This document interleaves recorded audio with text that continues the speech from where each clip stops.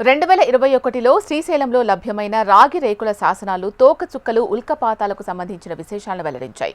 1456లో విజయనగర రాజు మల్లికార్జున తోకచుక్కల ప్రభావాన్ని నివారించేందుకు శ్రీశైలంలో శాంతి హోమాన్ని నిర్వహించారు. ఈ హోమంలో భాగస్వామ్యమైన వేద పండితులు లింగనార్యకు సింగపుర గ్రామాన్ని దానం చేశారు. నంద్యాల జిల్లాలోని శ్రీశైలంలో 2021లో లభ్యమైన రాగి రేకుల శాసనాలు ఆసక్తికర సమాచారాన్ని తెలియజేశాయి.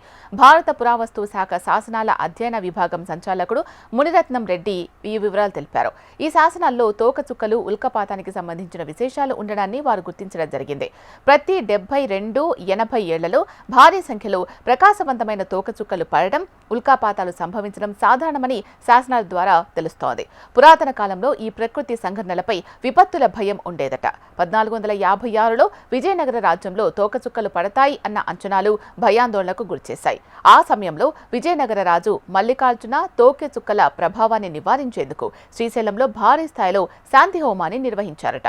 ఈ పూజలు విజయవంతమయ్యాయని విశ్వసించిన రాజు తన సామ్రాజ్యంలో తోకచుక్కల ప్రభావం లేకపోవడం వల్ల సంతృప్తి చెందాడట.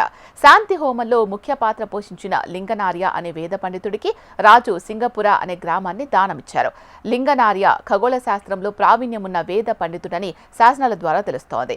రాజు మల్లికార్జున ఈ విశేషాలను సంస్కృతం, నాగరి భాషల్లో రాగి రేకులపై శాసనాలుగా రాయించారని అధికారులు తెలిపారు. 2021లో వెలుగు చూసిన ఈ రాగి శాసనాలు పురాతన ఖగోళ విజ్ఞానాన్ని తెలియజేస్తున్నాయి. ఈ వివరాలు విజయనగర సామ్రాజ్యంలో ఖగోళ చరిత్ర, ఆధ్యాత్మిక చర్యల ప్రాముఖ్యతను చాటి చెప్తున్నాయి.